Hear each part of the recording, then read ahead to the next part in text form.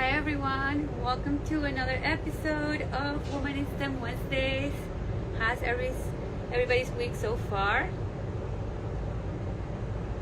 Hi Maddie. I'm gonna give everybody a couple minutes. Hi Michael. And you can tell me where you're coming from. Hi STEMedia. Hi Nee. Yeah, just drop in the comments where you're coming from, where you're visiting us, or where you're viewing us from. For example, I am I'm here in Miami. You can see downtown right here, reporting live. I'm not a guide, Tahira. No. Okay, perfect. So I'm gonna go ahead and talk a little bit about our guest today. I'm very excited. You know, we're doing a special for Hispanic Heritage Month where we're having only women that are Hispanic for this month until mid-October. And I'm very excited to introduce our guest for tonight. She is a first-gen student, Latina, working at Microsoft. So stay tuned for all the career tips, student tips. And if you want a career in Microsoft, I will recommend that you watch the whole live. Hi, how are you? Can you hear me? Yes, I can hear you. I'm doing good. How are you? Good, good. I'm excited to talk about just you being a first gen Latina. I pinned it in the comment, Womanism Wednesday, first gen and Latina, and I to touch on today, so we can Yeah. definitely change the topic before we start. But I told everybody a little about you, so do you want to tell them a little more about yourself? Yes, sure. Hi, everyone. My name is Gina Moreno. As Sandra said, I'm a first generation college graduate. I'm also a first gen American, and I am currently a program manager at Microsoft. And I think, honestly, part of my journey was discovering that I had to do twice the amount of work to get to where everybody else was at. You know, just a lot of self discovering, a lot of self work. And now I'm super passionate about just sharing my healing journey, my first gen journey, and just like my overall experiences as a Latina in STEM now. And when you say you're first gen, for everybody, because engineering means guy is followed by, I feel like people around the world. So can you tell us a little more Yeah. about what is a first gen? For sure. So first gen, I think, has different meanings for different people. But for me, I specifically use it in two contexts. So first gen means you're the first generation in your family line doing something. So for example, I'm the first generation college grad. That means that nobody else in my family line before me ever went to college. And then first gen American just means I'm the first generation in the United States. And so that's kind of confusing because like my parents moved here, or my mom moved here when I was born. So technically we're both first gen. But yes, that's like a short definition for anybody who doesn't know what that is. Got it. No, I completely understand. I think um, I'm pretty sure you're making your family very proud. I don't know if they tell you. Um, Yes. yeah. Okay, cool. And I know that you want to touch on like specific topics today. So Mhm. can you tell us a little more? And did I get the topic right? If not, I can always change it. We're very nimble here. Yeah, for sure.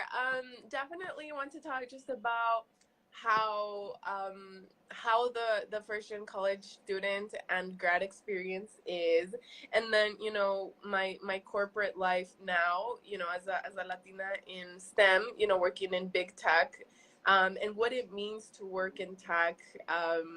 And then I think the last thing is just like how to bring that authenticity everywhere you go, because most of the time in my case, I'm the only one that looks like me in a lot of rooms. So sometimes it's hard to keep that authenticity. Mhm. But it's something that it's a journey, and like that's something I would like to talk about.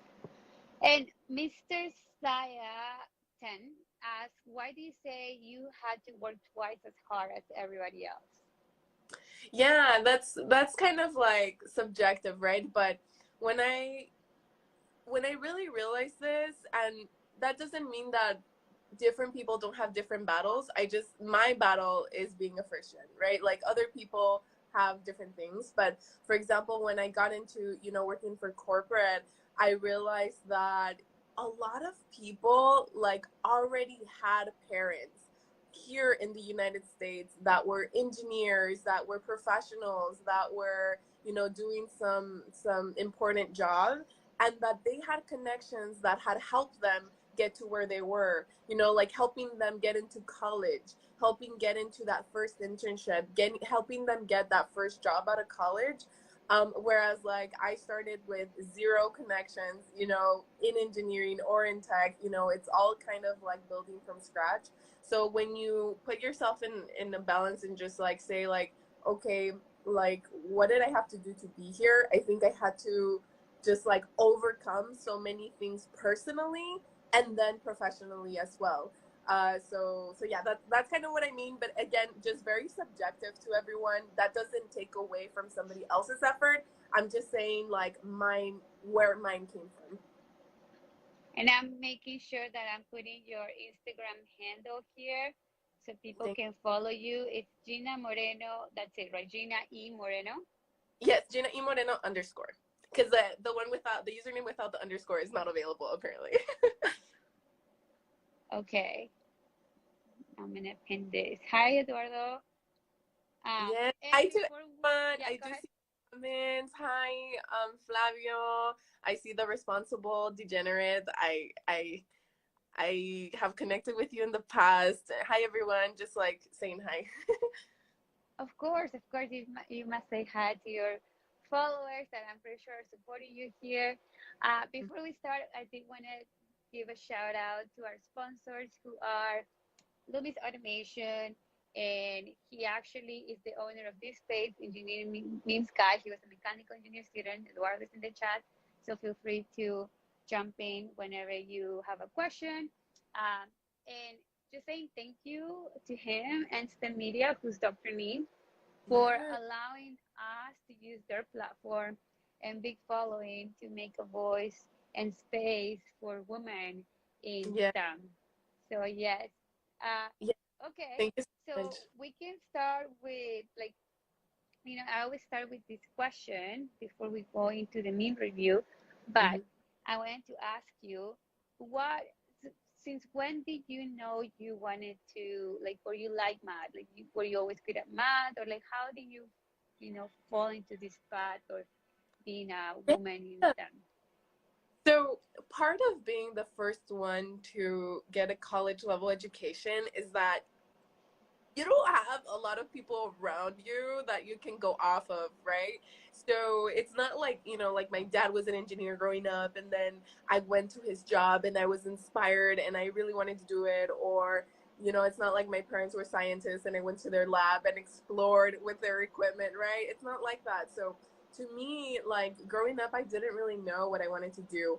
All I know is that I wanted to help people. So when I was little, I wanted to be a doctor, and then I think I wanted to be a vet, like a veterinarian at some point, because I wanted to help. And then like later I realized that, there's a lot of professions where you can have a big impact in the world. And so to me, like I've always like really liked math, and I think we talked about how like we naturally gravitate towards things that we are naturally good at, which is both good and bad. But when I was in high school, like I remember thinking, okay, like I know I'm gonna go to college. I don't know how I'm gonna do it. I don't know what I'm gonna study. But I know that I like math. So what can I do with math? And so I thought about like, okay, can I be a math teacher? Can I study applied math? Can I, I just looked at all the possibilities, and that's where engineering came up. And I was like, okay, engineering sounds fun. So this was like YouTube and Google session, right? Like I didn't know anybody I could ask. So then like this was like, years ago, and it was like, okay, like YouTube, what is a mechanical engineer do? What is industrial do? What like everything. So when I saw industrial, it just seemed like such a great fit of like people, money. So to me, it was like, oh my God, that sounds really cool. Like I get to make people's lives and jobs easier by saving time, money, resources using math. was like it was a good fit. So like I didn't really know that until like my senior year of high school.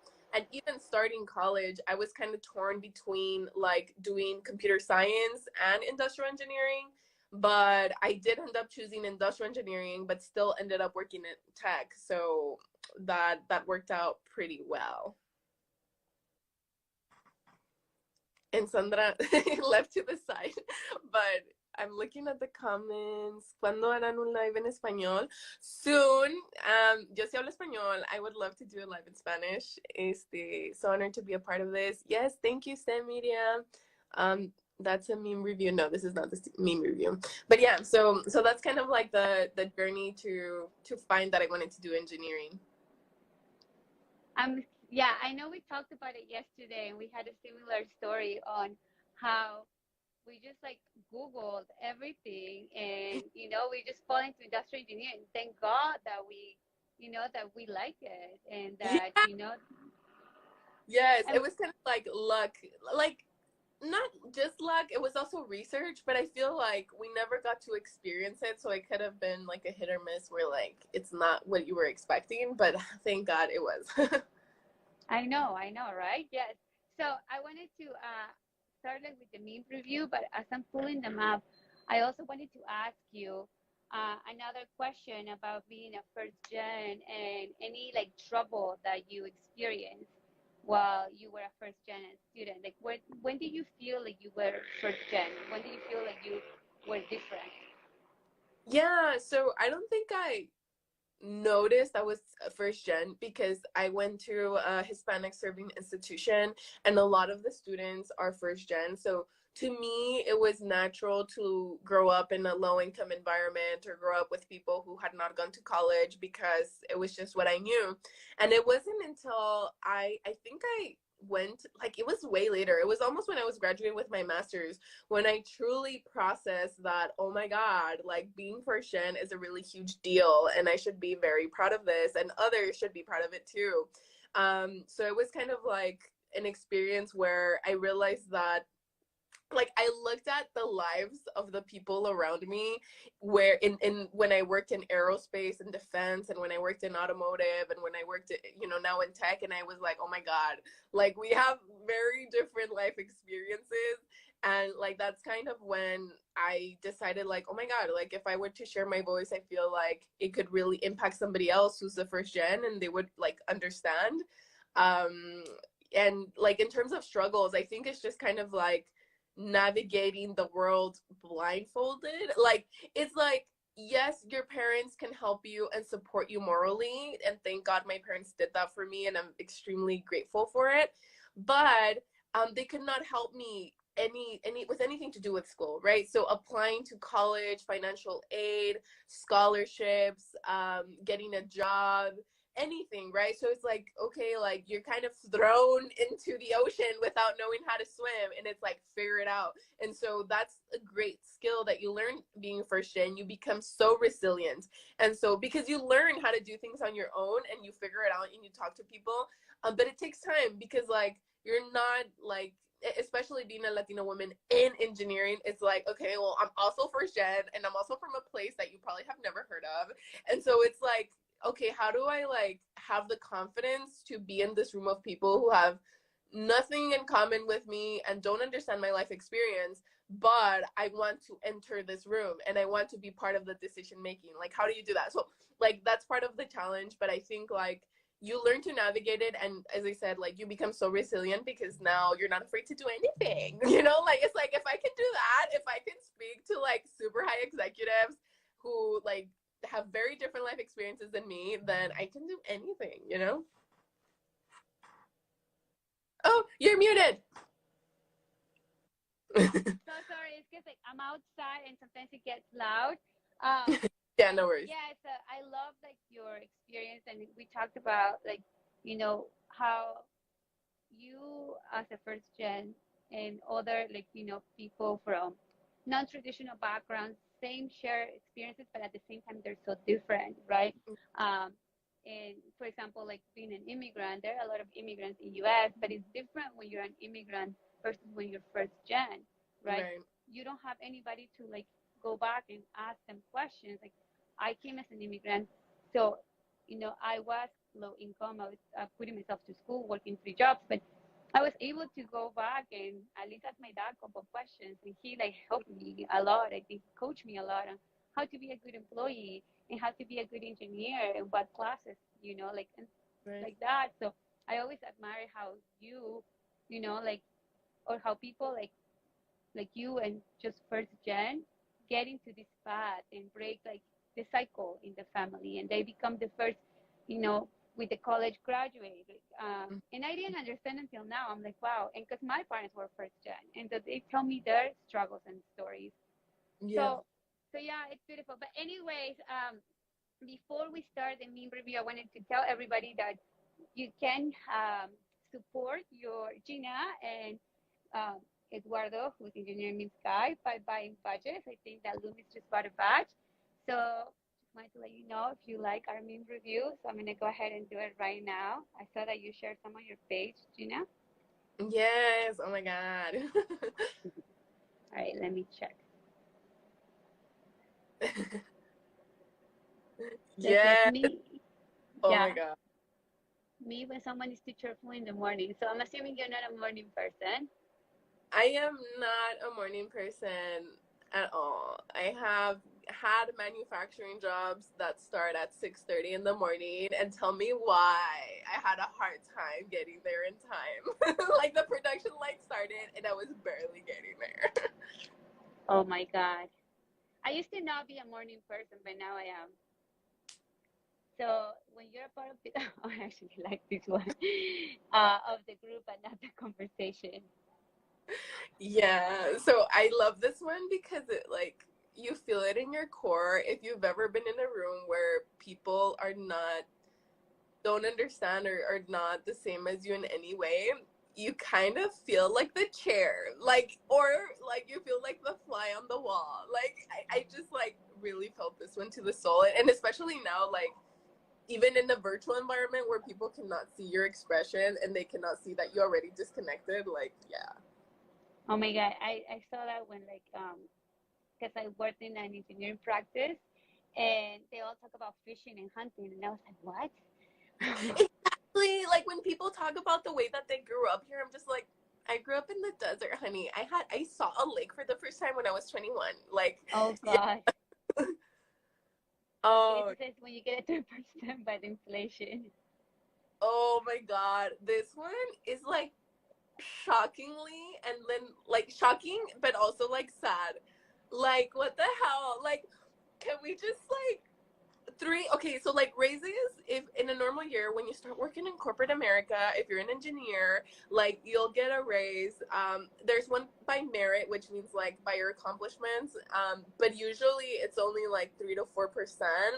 And then if you get a promotion, it's like 7 to 10%, but it's just like, who decided that? Like, I just want to talk to them. I just want to talk. Like, that's all I want to do. And let me see the next one. Oh, okay, so that is your woman in someone's zip flyer and your beautiful picture Yes. and your cat now. All right, so going back to our live and this question, because I'm pretty sure there's a lot of like your followers and want to know more about you. And you know, we had a prep call yesterday, and I wanted to save some of the excitement for today because everything you were saying like just resonated with me, resonated with like the story that my parents used to tell me.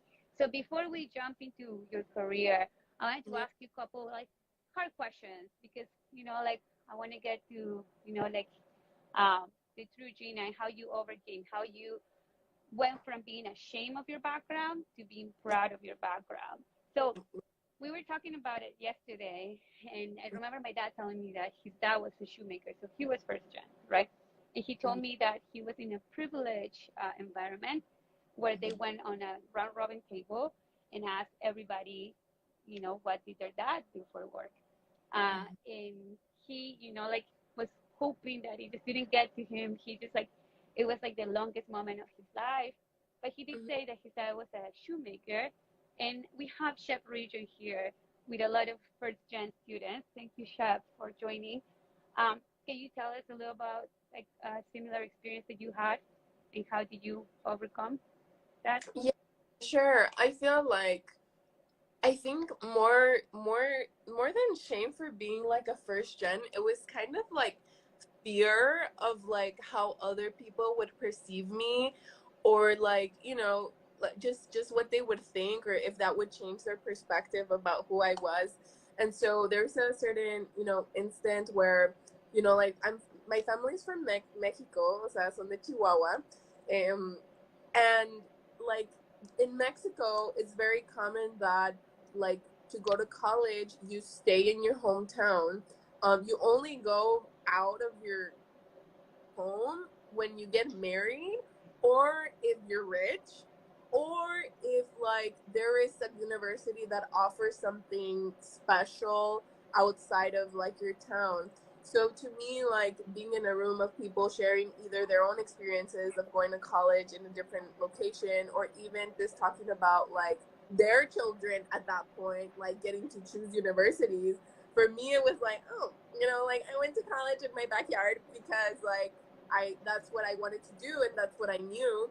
And I didn't have any guidance at all. So to me, like that was a huge step, right? And so like I think like I was hesitant to share it because it was like, oh, like you stayed at home, like, you know, because being first gen just implies that you have different experiences than, you know, like the average person. It's just like a non-traditional background that you find of successful people in big corporations, right? So then I was kind of scared, and then I was like, but you know what? Like, yeah, like I went to school in my hometown. Like, that's really common where I'm from, in the border city of El Paso Juarez, or if you go to other border cities of RGB, you know, it's very similar. And if you go to Mexico, that's the way, that's our culture. Like, you really don't leave your home. You know, maybe now it's a little bit more different and progressive, but you don't really leave your home unless you're married. So to me, that's my culture. Like, I'm not going to deny that that's normal to me.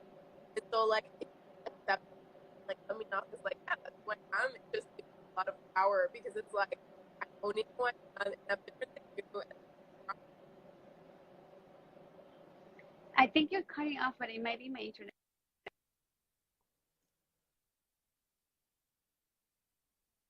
or it I might can be hear one. you. I can hear you now. Okay, now You you're were back. cutting.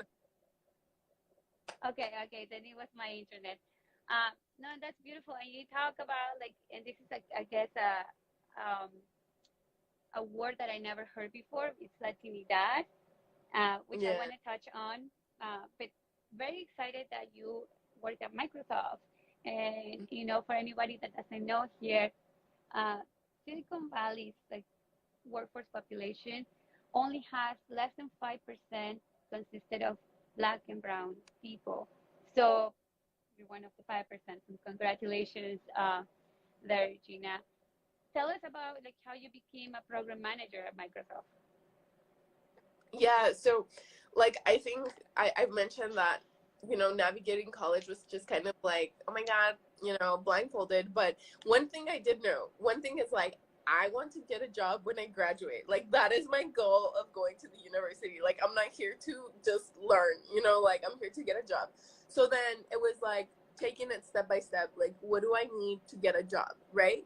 And so like just building off from each experience was what I did. So like for example, like I started in my involvement in college by being in a dance team and being in organizations to meet people, and just like not engineering organizations at all.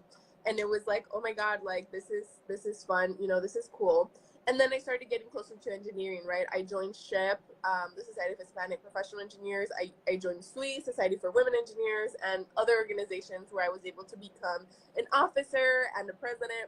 And then I started learning what these corporate and companies and jobs were looking for. And what are they looking for? They're looking for well-rounded individuals that have an extensive college experience.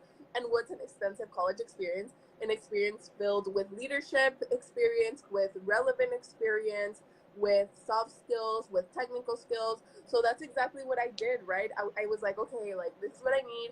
So then I think one of the biggest blessings was to attend conferences sponsored by my school. So I started traveling a lot to SHIP conferences. So my first conference was in Yes. 2016 to HENEC. And then conferences in different parts of the country. It was so fun. Through those conferences, I was able to obtain and so like it was like, you know, being able to connect to people that I would have never had the access to meet, and that were gonna advocate for me to get an offer. So then once I got those opportunities, I worked in aerospace and automotive, doing industrial engineering things, but always related to tools and like software implementation. So then once I finished my first internship, I was like, I'm about to graduate and like I want more experience and I want to be more well rounded. And I've only been in school for 3 years, so I feel like I want to do more. So then I stayed in school for to do my master's. I did 5 years in total. And I continuously looked for things that excited me, that I wanted to learn about. And so when it came time to actually look for a full time job, you know, I had a well rounded set of experiences that gave me context as to like what do I want to do and who do I want to work for. So then it came down to like the most important thing to me in a company is culture. Like how do you treat your employees? Like do you accept diverse candidates? What do you do to retain those diverse candidates? And so once I saw like the pool of companies that I had, I was like, I want to work in tech, and I want to be, you know, somebody who feels at home, yeah, feels included. So like once I got to meet Microsoft, I was like, oh my god, I want to work there. I also met Accenture. Accenture was one of my top contenders, and like I also met IBM. Like those were the three companies that I really wanted to work for. And once I was there, it was like bringing all my unique experiences and my unique life into my interviews, and to every time I met someone, it was like, okay, this is who I am and this is what I have to offer. Are we a good fit or not, right? And Are eventually, you know, you were you ever like worried? Were you ever worried that your uniqueness wouldn't fit in, and like yeah, I mean, when I started working in aerospace, I worked in the Midwest, and so right? me, it was like, I don't know, it was just really eye opening to like feel very different. So to me, it was like, okay, well, that's why I was like, I want to move to like a company that values DNI, like diversity and inclusion, right? So if your company can tell me that or prove me that, then like I'm there, you know? Wow. Okay. So you had two college internships, and then when you were ready to get like a full time job, you were no longer scared. You own everything you were, and you were like, you either take me or not. And you saw that people like that better than you being shy about who you were, right? Was it, or like how was it? Like, I mean, you. I think this is a perfect leeway into talking about your Latinidad and you not being Yeah. ashamed. Oh my God. So actually, well, yeah, I had 3 internships, one research experience, one study abroad, plus leadership experience. So I worked really hard, right? But I think like when it came back to interviewing, I went to Microsoft's last event of the year. It was like December. It was like I had no other, like I received previously other offers, but I declined them because I was sure I did not want to work there. So like it was like a big risk that I was taking and denying it and then waiting for Microsoft.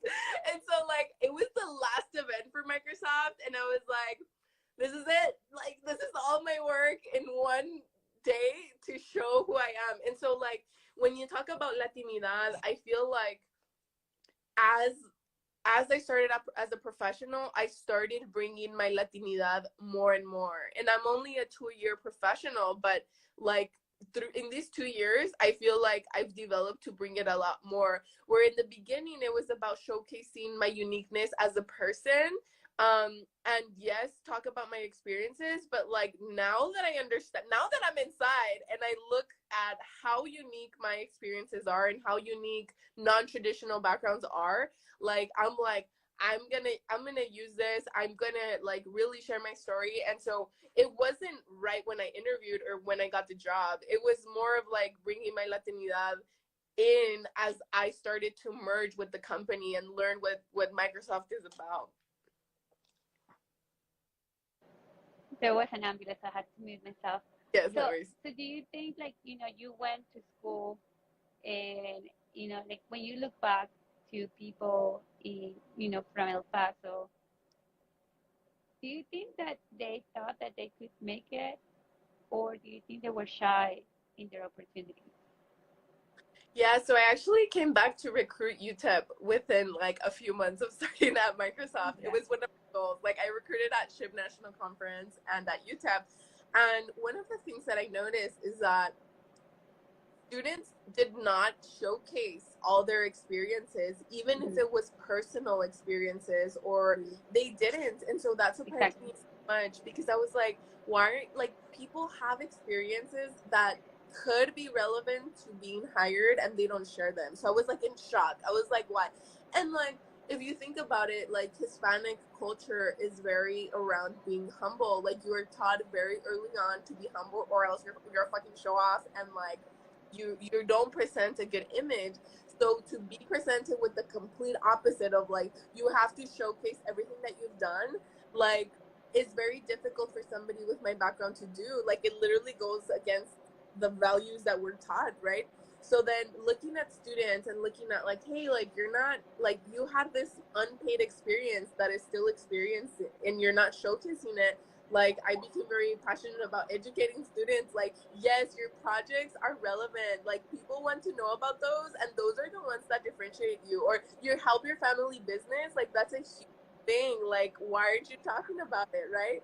So like I feel like yes, we are shy, but more so like we're so used to being humble and not showcasing like our accomplishments. So yeah. So you're going to help them in the engineering challenge that's coming up that Fernanda Yeah, is putting, right?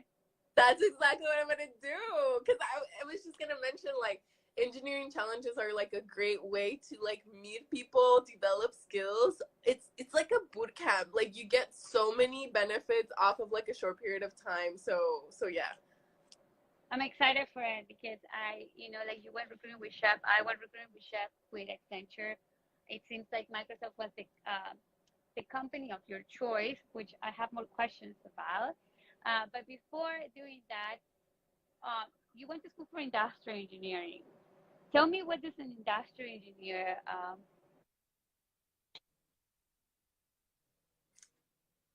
You're cutting off, but I did hear you. I don't know why it went back to mute. Like we cannot hear you. No, but I understood the question though. I like, what does an industrial engineer do? So an industrial engineer uses methods that are usually mathematical methods to make work environments safer and leaner. So what does leaner mean? Let's use less money, less materials, less people doing work, which is called resources, less energy, to get the same amount of work done or more work done. So like that principle can be applied to so many things, right? Like you can use it, as you said, like prince, like majorly, like to get into consulting, industrial engineering is a great way to do it because you learn how to gather what you need to make a project successful. So it's kind of like being a project manager, but at the same time you have to have some type of knowledge technically, like in whatever industry you're in. So for example, if you're in aerospace, you have to have some knowledge of the aircraft that you're working with, right? So I worked with the B-2 bomber when I was in Missouri, which is like a stealth plane. And when I worked in Lockheed, it was the F-35. So depending on the environment that you're in, you adapt to learn what do you need to know technically. And now that I'm in tech, like I don't code, but I know the principles of software engineering lifecycle, and like that's how that's how I look at it. And like you always need an industrial engineer, which is related to systems engineer. We're gonna make the project work. Like you cannot just have like all engineers. Like Yeah, no, I mean, I love IE because of consulting. I switched from mechanical to industrial because I knew I was going to work in Accenture, manifested. So that is my next question, actually. Can you still hear me? Like, yes. or, okay, cool. Uh, Sorry for the bad connection. Yeah. And so I wanted to ask you, how do the skills that you learn in, in industrial engineering in your undergrad relate to what you do right now as a program manager? Yeah, I think people don't understand that like in an engineering degree is not precisely exactly about what you learn in school, right? Like you're not gonna apply every equation that you learn to your job or use it every day. And I'm surprised that people tell me that they use equations that they learned in school every day, right? Like it's very rare. But I will say, like, engineering teaches you how to think. And it sounds funny, but it's like it teaches you how to think critically. Like you develop a skill to learn to solve problems in a fast way, and it just comes natural. Whereas like it doesn't come as natural to somebody who studied business or who studied something else, and you're able to adapt much quicker because you know the general structure of things. Like if you know the life cycle of a product, a service, or a software program, you know what to do. Whereas like if you don't have that background, you can learn it, but it's just harder to adapt. And I did you have to study code? I did math lab, and like I've done primarily different like fundamentals of different ones, but like no. But so in school you didn't have to study like C or Java? Mm-mm. Oh my God, why did they make me? That actually that actually gave me like a little bit of like I don't know, like a hard time because I didn't have the fundamentals right, and that's actually how out of a problem I came out with papaya. So so yeah. What was the hardest class that you took in college, by the way? Actually, it's really funny because it's like a class that I really liked and like the industry that I went to, but like numerical analysis. Yeah. So that's the one that I'm telling you that like you have to like code, but it's MATLAB, and then you have to like do really complicated models. And like to me, not having the coding background was really hard, because I feel like in computer science, like a lot of the things that you learn is like identifying mathematical patterns and like how to adapt them and apply them. And so that was very hard, like, and like it was like one of my last semesters, and I remember I was like, oh my god, what am I gonna do? But like at the end of the day, I made it. So yeah, so that's why I'm so happy that you're doing papaya, because like what do you do in that instance when like you don't have somebody who has taken the class before as one of your friends? Like who do you ask? Like what kind of tutor? And then I did go to tutoring in school, but like the people who were tutoring math were not particularly specific to that subject, and they were Right. not like adapted to like my needs. Like it was more for somebody who was in other majors. So then yeah, like it's really cool how you started papaya for that reason. Yeah, I mean, I thought that, I couldn't afford tutoring, so I was actually trying to go like the cheaper way. And yeah, that's how, I just thought like there has to be a place, a safe place where you can go, where you can understand, not cheat, because that's why you have check, right? But like understand STEM. And that's why I came up with papaya. So for, and it's funny that also, how I don't know if in your school, but in our school they say like engineers make things and industrial engineers make them better. Oh yeah, yeah, yeah, Uh, yeah. but I also make papaya, so we make things too. so, so what made you create a social media presence? Like, how did you start? Were you scared at the beginning? Like, tell me your whole journey. Yeah, so I remember I started, when I started grad school, I started traveling a lot for conferences. And I remember like posting different things here and there. And I remember like, I have like a normal network. So they were like, why are you traveling so much? You graduated. Like, what are you doing for a living? Like, ¿qué haces de tu vida? Like, are you just going to travel your whole life? And I was like, people, like, I'm traveling for conferences and getting myself educated and trained. Like I'm doing this to find a job. And so I realized that I wasn't sharing, in my personal profile just according to what I wanted to be perceived as, which is your personal brand. And so then afterwards, like I started posting about women in STEM, what it was to be a woman in STEM, but not a whole bunch, just like small experiences of like, hey, I went to this conference, this is what I learned, kind of thing. And I remember using the hashtag women in STEM. And so when I used that hashtag, you know, I started, you know, meeting people. And then I had an opportunity to do a TED Talk in 2019, right as I was graduating from my master's, or close to when I was graduating. And I posted about it.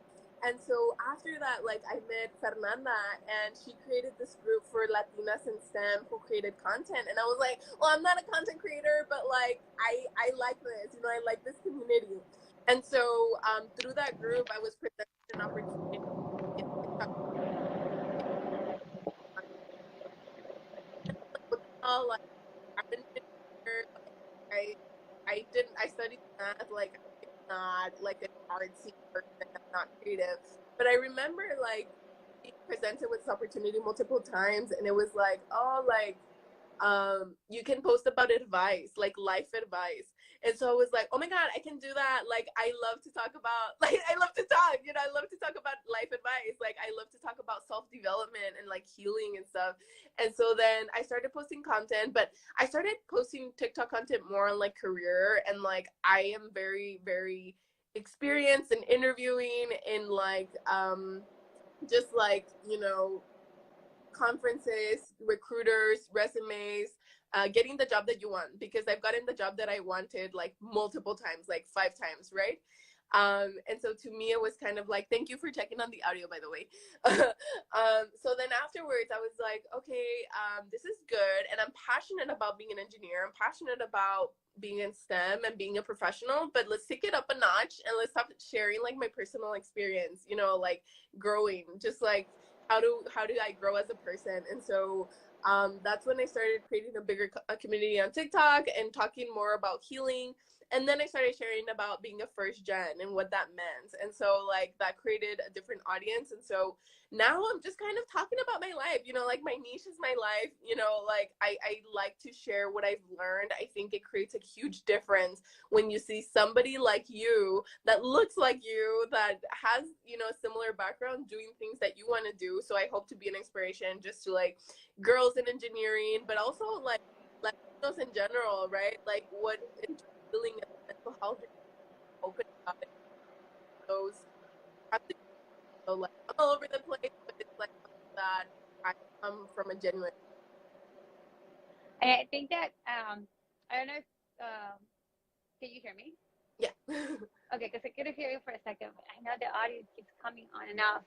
Uh, so I actually have like a question about that, like about your social media presence. But before I go with that question, I do want to answer to our lovely Roxana. She asked, and I think that, you know, like I kind of have an answer for this, but what is something you think corporate America could do better in? And I love how I feel like you and all of the STEM communicators in social media are doing what corporate should be doing, right? Uh, Mhm.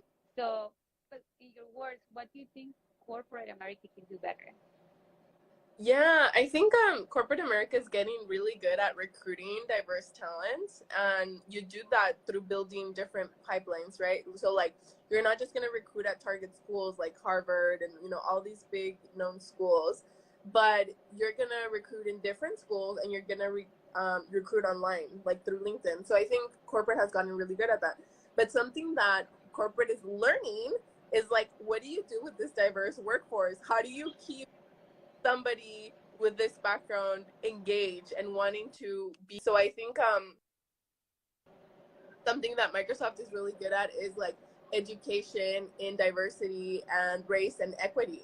Like they have really educated us on, for example, code switching, uncovering what it means to cover parts of your identity to be able to fit in the work environment, um, and different topics that are very hard to address, such as privilege. Like we had a whole training on privilege, and I feel like Microsoft is doing such a great job to educate our workforce as to like, how do we keep our new talents, like how do we want to keep them, giving them purpose, and keep wanting them to be engaged. So I think that's something that all companies are in the journey of, because it's like one of those times where like we're barely starting to have and see diverse talent. I mean, we're still 5% out of like 100, right? but like, how do we keep that 5%? So yeah, something to improve on. And 5% for about 30% of America is not enough, especially in Silicon Valley. But I know they've taken oaths to do better. Um, and with Papaya and that engineering challenge, that's why we're doing that, right? To help corporate America fill those gaps, and for these students who are, shy about applying to places that they don't see themselves fitting in. We're trying to bridge that gap, and I'm happy that you're collaborating with Fernanda to make that space safe for more women. So, Yeah, yes. uh, okay, so I wanted to ask you, um, okay, so yeah, what changes from college to the professional world? Yeah, so it's a shock. So if you haven't graduated from college and started working, just know that it's a huge transition from taking classes to be a professional. Like, I don't know, like the people here, are you students or professionals? I want to know. But if you are a professional, you know it's a really big change, especially if you like move cities or if you're like, entering like a new state or things like that.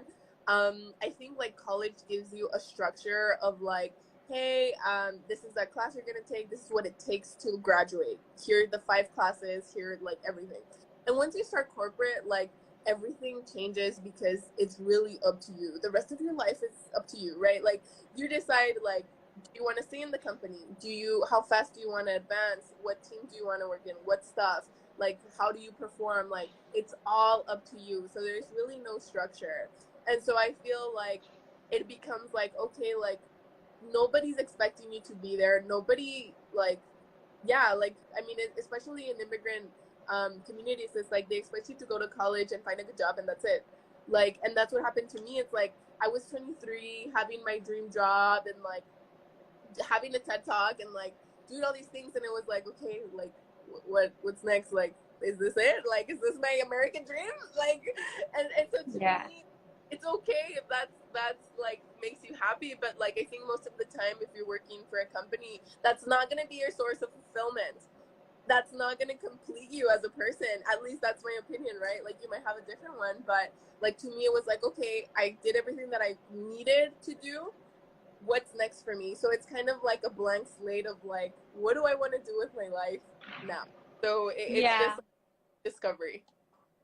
No, that's happened to me at the peak of my career. I was like depressed because I think, okay, like I'm already like where I wanted to be. Like to Yeah. your point, what's next? And I think this generation is looking for purpose, depending obviously where you are. Uh, so, um, so we talked about corporate America, and you owning your Latinidad. And I know that I asked this yesterday, but do you ever try to fit in versus being your true authentic self? Yeah, I actually have like a live in my profile talking about code switching and what that means. So if you're interested in this topic, I can talk about it for days. But code switching is basically like when you adapt your behaviors to fit the environment that you're in. So it's Mm-hmm. basically you're not being fully authentic. You're kind of like talking in a certain way, you're dressing in a certain way, maybe you did your hair in a certain way, maybe you didn't wear your normal hoops so you can fit in. And so I think it's very natural because when you look different, and you have different experiences, all you want to do is for people to understand you and for people to have a connection, especially people that about how much money you make, how fast you advance, like what type of experiences you're gonna get, right? So like I think there's balance. Like most of the time I think like it's better to choose the discomfort of being yourself completely and showing up with everything that you are, whether that be like the bubbly, like if you're super Latina like me, or if you're different. But it's hard, especially like when other things, let's just say you have an invisible disability, for example. It's not going to be easy for you to show up and talk about it every single time, but I think it's a muscle that you become comfortable with and you become more and more confident. And so like I think there's instances when it's not going to happen naturally, right? Like you're going to be in a room where like you don't know anybody, like you don't know how your true presence will affect the room, and sometimes those decisions affect your personal career. So I think it's going to be hard, but like I think most of the time, the more I practice it, like just being my full authentic self, like the easier it becomes, especially in environments that are with high executives or things like that. Like I had a job with clients, so like that was like a whole thing, right? But like learning to use your own advantage, your own experiences to your advantage to showcase the work ethic that you have, like really, really can set you apart and actually help you advance.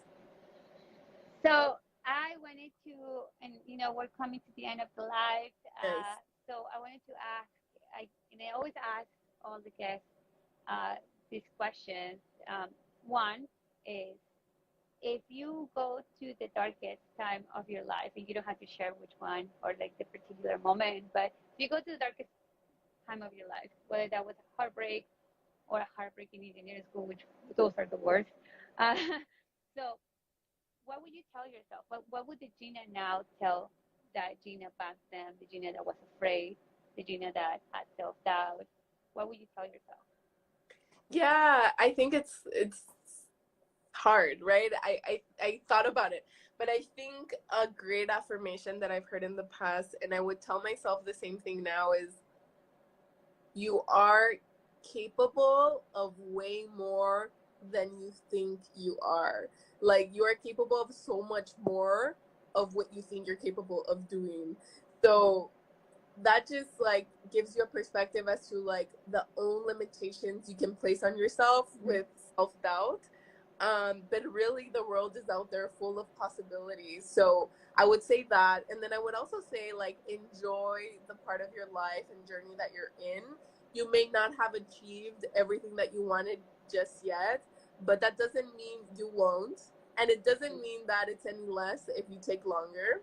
So like enjoy it, like just enjoy being a student, enjoy your age, enjoy life. And I think it's the same thing now. Like I may not have achieved everything that I want, but like it's a great place to be, like just living in the moment, with my Yeah, great. And I think that the next one was like what's like a piece of advice that you would tell everybody listening here and everybody that's going to listen later, either here or YouTube from STEMedia. Do you have any other piece of advice that you, or like something that, or a piece of advice that you were given and you were like, oh wow, this is really good, I have to share? um I would say that no matter who you are, um learning how to share your story is the number one thing that will open doors for you, regardless of what you're looking to do. If you're looking to open a business, create content, get a job, finish college, different opportunities, like learning how to share your story really helps you find who you are and like open doors that you would never thought would open. Okay, and I think that I already have ideas of. Uh, I'm pretty sure you and Fernanda have talked about, what you're going to do for the as a speaker in the engineering challenge. But I think that would be a good one, right? Like for all these ladies coming full of doubt and thinking they're not enough because they don't see themselves represented in corporate America. Be great Right. to it would be great for them to learn how to share their story, because I think that that's what helped me as well. Yeah. Yeah. Well, Love that. thank you so much, Gina, for this hour, for your time, for sharing your story and all of the advices that you have shared. For anybody, follow Gina. And I know that you have a live going on right now. So do you want to tell us a little more before we drop off? Sure, yeah. So I'm doing an Instagram live series on Hispanic Heritage Month. So, Nice. excuse me, I'm just highlighting really interesting topics that are not talked about enough, in my opinion. For example, one of them is exploring our toxic behaviors. And I'm doing that conversation with a man. So, like, what does it mean to be a Latino and Latina, now, and like working in tech, and how that really changes people's perspective about who you are. I'm going to do that one tomorrow. And I did one about code switching, and then one how to advocate for yourself as a first gen, because I feel like we're taught to be humble, and we don't really like we're not precisely trained to like showcase everything that we have to offer. So I'm doing different lives. So if you're interested in those topics, please, you know, follow me and then watch the lives. And if you have any feedback, like I'd be happy to hear it. Thank you so much, Gina. And thank you everybody who got a badge. Roxana, some degenerate, I cannot remember his name, the responsible degenerate, Lumis Eduardo Aki. Aki is actually a program manager at Google. Oh, So God. he's been watching your live. Yeah, he's also part of our advisory board at Papaya. So thank you everybody, and we'll see you next Wednesday. Thank you, everyone. Bye. Thank you. Bye.